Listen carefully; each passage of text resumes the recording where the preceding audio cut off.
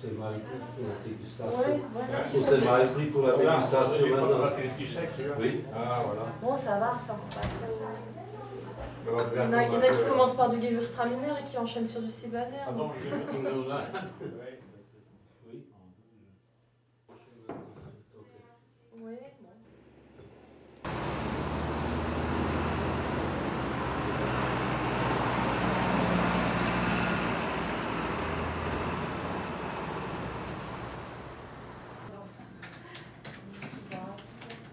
Ah, le pinot noir, on en a coûté 2.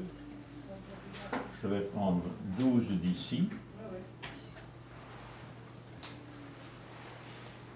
Vous êtes dans les locaux d'une cave coopérative de taille moyenne, située donc en fond de vallée de Kaysersberg, avec des adhérents présents à la fois sur Kinsheim, Kaysersberg, Sigolsheim, mais également Hammerschwihr.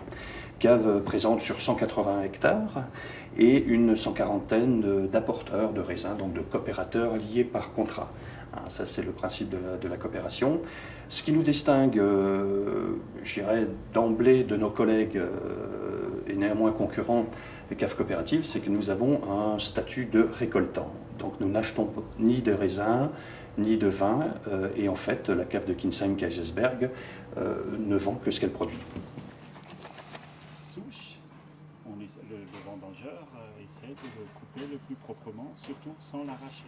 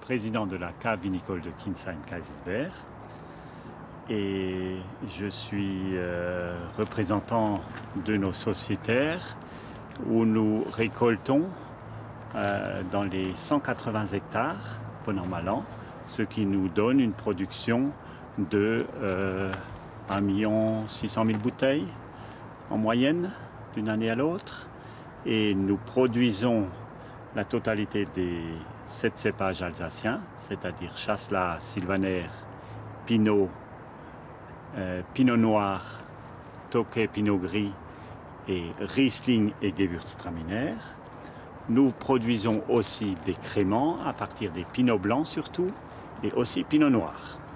Bonjour. Bonjour, Agathe Linsac, je suis responsable qualité à la cave vinicole de Kinsheim-Kaysersberg depuis maintenant plus de 2 ans.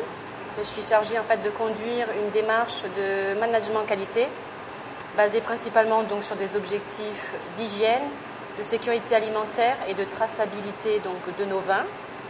Traçabilité donc depuis la parcelle jusqu'à la bouteille expédiée. Alors ici nous nous trouvons en fait dans notre salle d'embouteillage qui a comme particularité d'être sous atmosphère contrôlée. Donc c'est une salle en fait que nous avons voulu avec un haut niveau d'hygiène, c'est-à-dire qu'on a refait l'ensemble des revêtements donc murs, plafond donc avec un traitement antifongique. On a investi donc la cave a investi dans une centrale de traitement d'air, donc l'ensemble du volume d'air de la salle est en permanence recyclé et de manière également à créer une surpression interne. Donc entre guillemets pour éviter toute introduction d'air entre guillemets contaminé dans la salle.